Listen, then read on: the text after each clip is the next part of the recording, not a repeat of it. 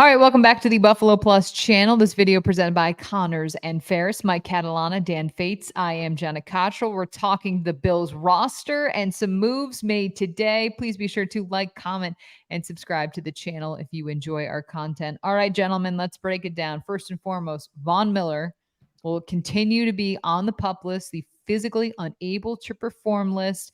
Mike, that means he will be out for the first 4 games of the season. He also is not eligible to practice as well.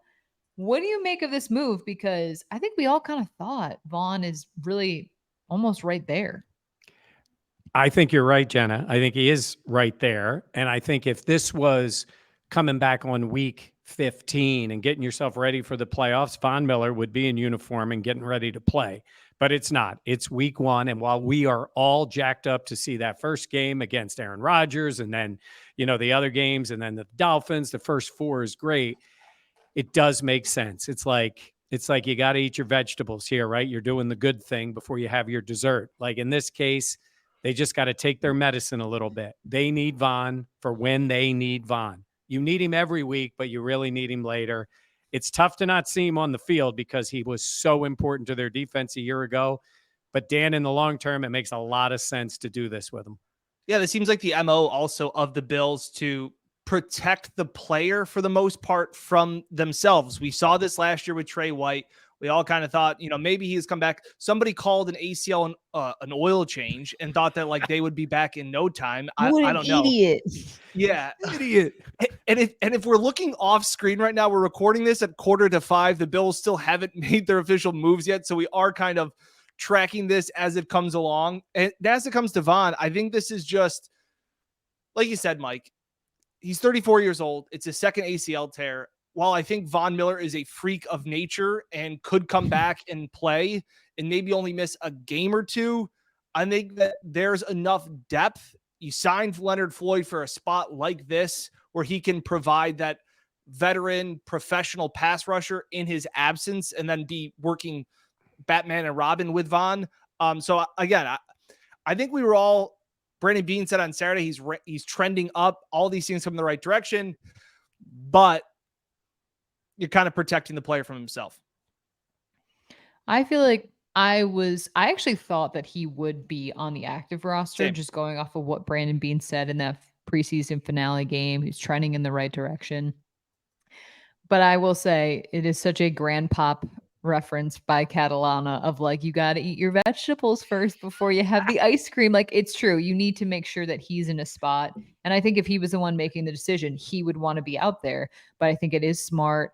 Again, he is 34, coming off the second ACL tear in terms of his career, to just make sure that you're going to get a guy that's ready. And you don't need to be ready. And not that you don't need to, but like the conservative approach in this stance, I think, is important because I think what Von Miller can add at the end of the season. And while it is tough because you have 2 divisional games, you have the Jets game and you have the Dolphins game, and that is something to note, but you give an opportunity for other guys to make plays and step up. And I saw a tweet out there, Dan, I think you retweeted it, but it was like, the Bills defense is worse without Von Miller on the field. It's like, yeah. Duh. Pro Football Focus said that with Von Miller on the field, their pass rush win rate was 3rd. And when he wasn't on the field, they were 16th, which I said, like, that's why you pay PFF all that money for that analytics. Like, next level to see that when a future Hall of Famer is on the field, the Bills defense is better. I'm checking some of the other numbers here that I had. They're also better when Allen and Diggs are playing.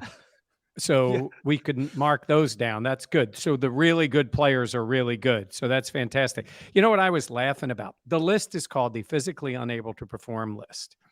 It is odd that Von Miller is on that list because at 50%, he walks out onto the field. I always say to you, it looks like he's wearing shoulder pads. You see him working out on the sidelines. But I think he knows, he's been through it before. Jenna mentioned that second time, and it is at his age. And it was such a shame last year that he got hurt. He was playing great. We were there at Thanksgiving, and that he missed all the big moments and the big games is when you want him. I mean, he played great from the moment he started in the Rams game, and he played really well all year long. That's who he is. So You wait till he gets back. But it is, I'd say it's a shame that he's not ready. But if you look at it on the plus side, Dan said it. You guys both said he's basically almost or could be ready to go now. Yeah. That should give you a lot of faith that, and by the way, week 5 is the London game.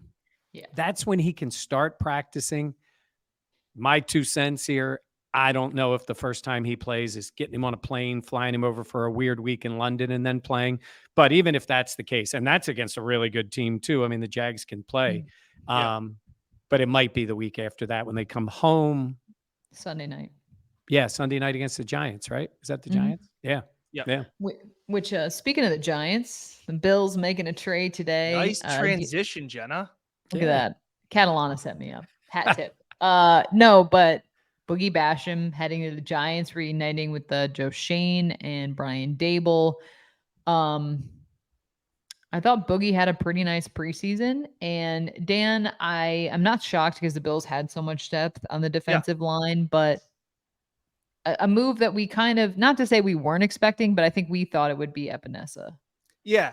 We did our video Saturday after the final preseason game. And you asked me if there was going to be a surprise player cut. And I said a surprise. It would have been a surprise to me if they would have cut AJ Epinesa, but that was just kind of what we had saw. And I read the comments, people saying that Epinesa's ahead of Leonard Floyd and Epinesa had a great preseason. Like, that's just not what I saw. So when the report came out that they were trading Basham instead of Epinesa, here's my 2 cents on it.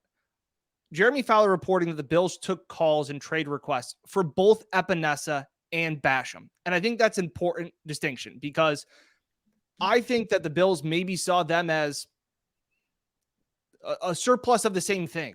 Like, I think they both have potential. I think they've both underachieved in their time in Buffalo. So I think, in my opinion, they took the best offer at whichever player they got.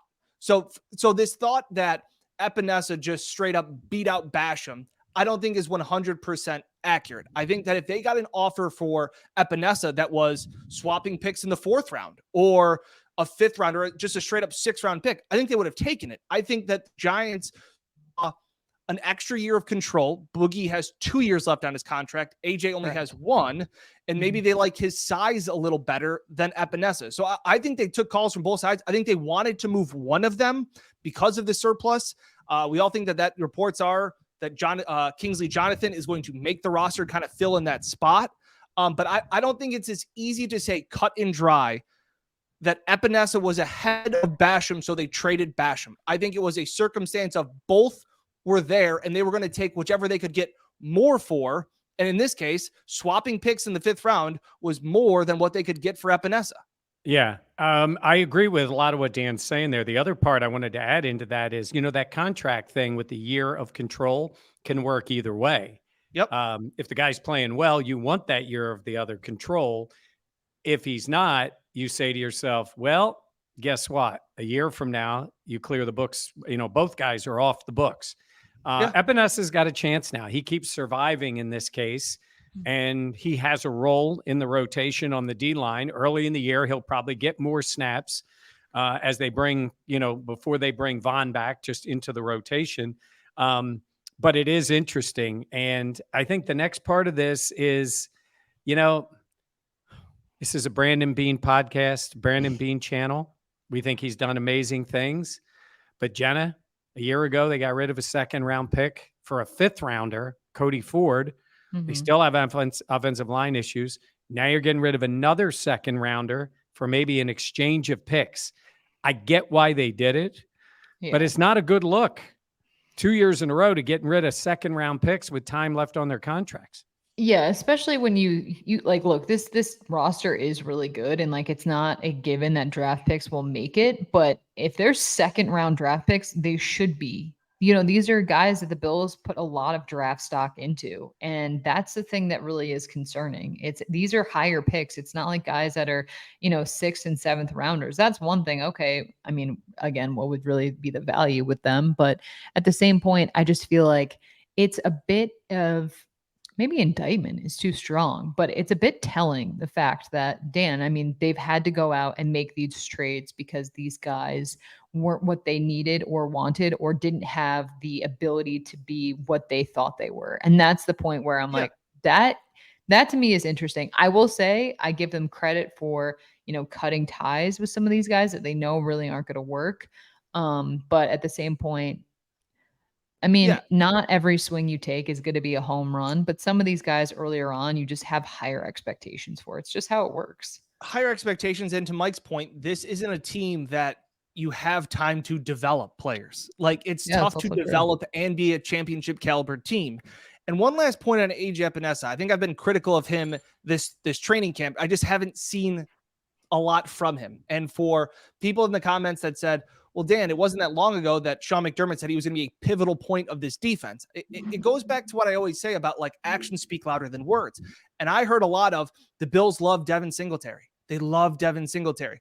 Well, in his 4 years in Buffalo, they drafted 2 running backs and signed 2 more.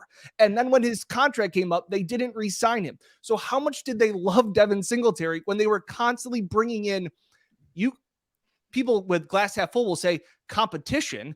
I would say they're trying to find the replacement. And with AJ Epinesa, they drafted Rousseau, they drafted Basham, and then they signed Leonard Floyd this offseason. They didn't have to sign Leonard Floyd. If they thought Epinesa was ready to step up and ascend to be that guy that could be worth starter reps, they wouldn't have signed Leonard Floyd. Leonard Floyd is not here to back up anybody. He is here to be a starter on a 1-year deal. And that's how many years AJ has left on his contract. So it doesn't bode well for AJ, in my opinion. That's just my 2 cents of what I've seen from him.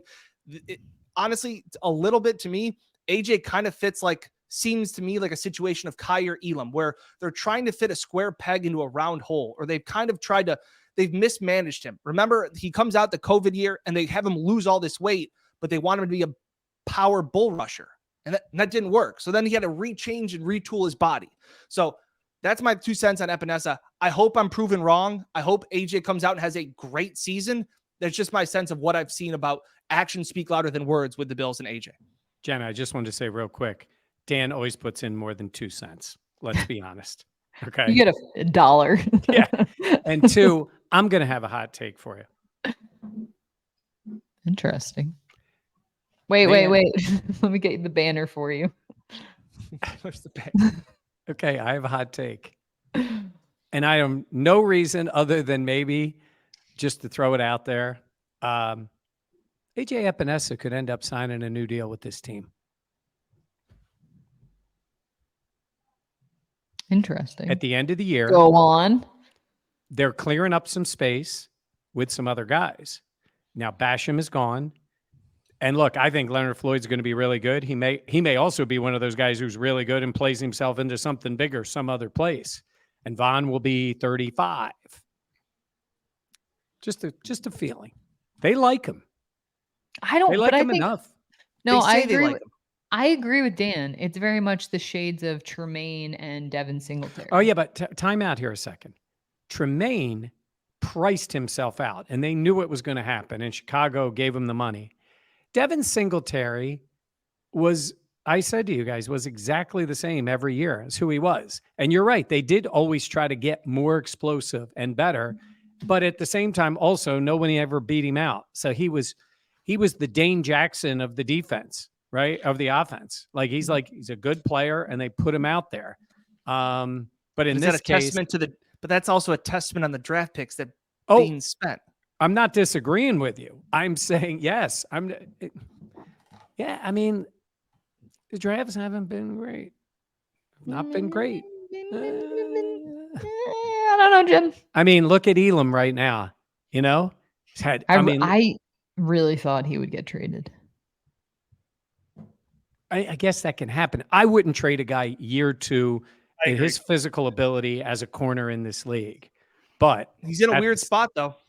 I was just saying, I just think he has a lot of upside, but at the same point, they're really deep.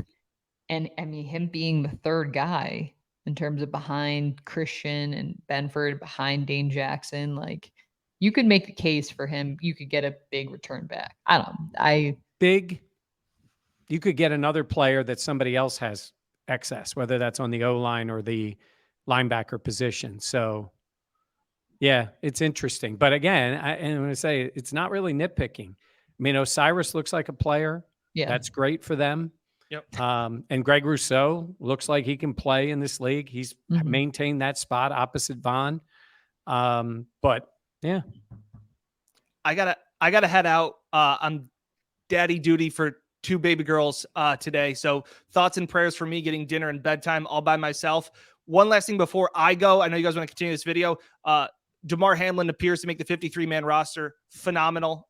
This wasn't by any means just we'll keep him on the team. I thought he looked phenomenal in the preseason. He looked Agreed. every bit of the guy that had 91 tackles last year. So again, that's why I wore the shirt. I'm super happy. Crazy again, Mike and I in Cincinnati for that game.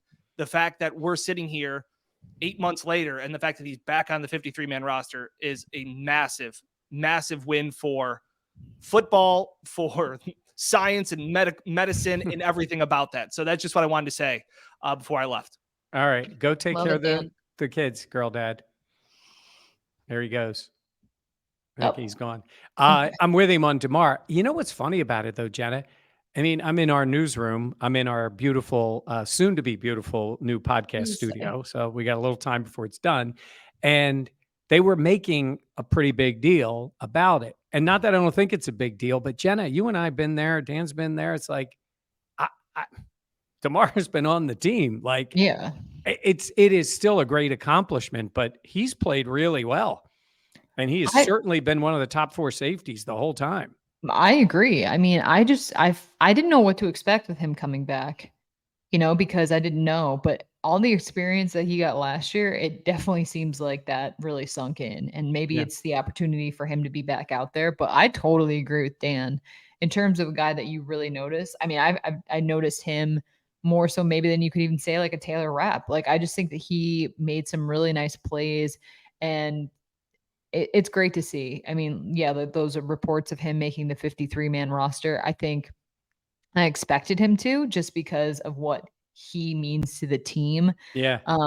But also he absolutely showed and played well enough in this preseason to be a guy that you feel comfortable with getting back out there if there were to be something. And that's a great point. The comfort level, we talk about it with Sean McDermott all the time. Sean is comfortable sending DeMar on blitzes. He loves to. He did it right in the preseason game. I think that's a role for him on this team. I think as an attacking safety, he's played downhill from the moment we saw him last year when he got his chance. They had him going after the quarterback at times. So I think he's earned it. And again, because we've been so close, I needed to take a step back and go, wow. He's back, he's playing, and he's on the roster. So great for him. No, agreed. And then it looks like in terms of more roster moves, Matt Barkley has been added to the injured reserve, essentially meaning that Kyle Allen for now will be the backup to Josh Allen. But that to me, Mike says that, and even with the Bills trying to go after Trey Lance like a week ago in terms of a backup spot, I think that they are going to be constantly looking to upgrade in that position personally. But Barkley being moved to the IR is definitely something to note. Well, I think it's substantial in this way. They're going to need a third quarterback, and they're going to have to go out and get one. I think what you'll see with Barkley, he's done for the year because he's going on before the regular roster is set. So he goes on IR. They will bring another guy in to be the third one, likely, obviously, on the practice squad. And then that person can be the emergency third quarterback. I would think there's no reason not to use that. I don't think it counts. I should know this specifically to the roster, but they changed it because the 49ers whined incessantly after losing to the Eagles. But the third quarterback, I do think it's a good rule. They should always have a third quarterback available if needed. But, they did that Trey Lance thing's kind of interesting. They saw talent out there because this changing veteran quarterback every year is not great. It's not great. No, you got to be spending a lot of time getting a guy ready in the offense. So but I think they'd like to get one. I'm not shocked with the Trey Lance, though, because I feel like coming out, he had comps that were similar to Allen. Like, I feel like he's a guy that, like, played. Oh, yeah. You know what I mean? So it makes sense that you would have a guy like that or want to have a guy like that you could kind of develop. Yeah. By the way, you know who's out there who got released? Nathan Peterman. He's saying. A nice man. Sean loves him. He's a nice man. I'll put it to you this way. A little bit of a hot take here. I don't think he'd be terrible. I don't think they'll bring him back, but I don't think he'd be terrible in that third spot. I don't know if he would want to come back. Maybe not. You think people might mention the 5 interceptions once or twice? Maybe it might come up. Sean loved him. Sean did love him. Yeah. Like truly, truly. I don't know. I guess that's interesting. Yeah, the Bills still waiting on their release. What do you want to do, Mike? You tell me. Well, I would say this. They made a couple of other moves, like Dean Marlowe, guys like that. Listen, last year they cut 17 guys. They brought 13 of them back on the practice squad. You never know which ones are coming. Andy Isabella, we told you guys this. He's a talented guy. He's free to sign anywhere. I don't know if anybody signs him. I know everybody falls in love in training camp and in the preseason. But I think a lot of teams may look him the same way. He's going to be on someone's roster at some point. He could be on the Bills practice squad. He could be on another team's regular roster. We'll see who's looking. I don't think he showed enough in the kick return game, but that didn't surprise me. We'll see how the rest of it shakes out. Dan already mentioned Kingsley Jonathan likely getting that spot. They kept Alec Anderson, it looks like, on the offensive line. A couple of moves like that. But if anything major breaks, we will come back and give you our 2 cents and Dan's $1 plus. Yeah. I will say I saw people like David Questenberry was cut.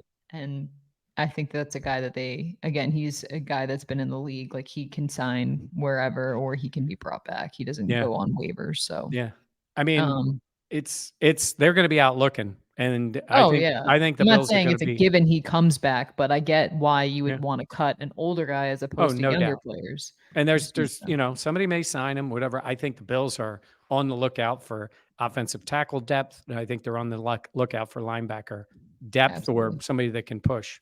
I agree. We'll see. Big news though. Josh Allen made the roster. Oh my God. You talk about my dad jokes. Granddad jokes. Grandpop jokes. Josh I don't know. I'm waiting for the Bills. Oh my God. They do this unless there's something major. But we wanted to get this out with the Von news and everything. If there's something big, we'll be back on. You can follow us, our podcast. Oh, and we have a video coming out this week. It was from our live show. And it's about the history of the Buffalo Plus channel, the way we cover the team. Jenna's the host. It was a lot of fun. I think people are going to enjoy the video.